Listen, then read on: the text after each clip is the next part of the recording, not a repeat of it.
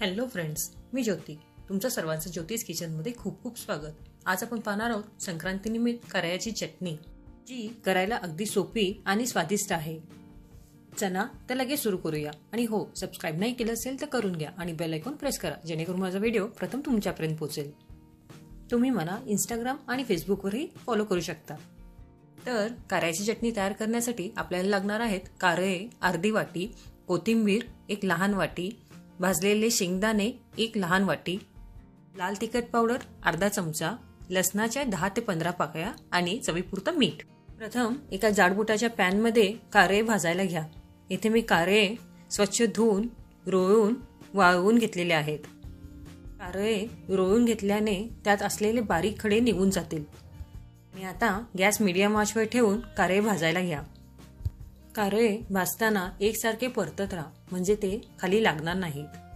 साधारण 7 ते 8 मिनिटांमध्ये कारळे भाजून होतील. तुम्ही पाहू शकता कारळे आता थोडे तेलकट वाटतायत, पण अजून भाजायला लागतील.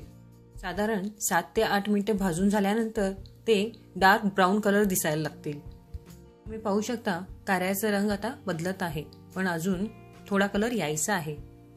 त्यामुळं याला अजून थोडं भाजून घेऊया. ही चटणी दही बरोबर खूपच सुंदर लागते, पण एखाद्या वेळेला तुम्हाला दही आवडत नसेल तर तुम्ही तूप घालूनही खाऊ शकता. ही चटणी बाजरीची भाकरी आणि गिजी भाजी बरोबर खूपच छान लागते. काही ठिकाणी कारळ्यांना खुरसणी असेही म्हणतात.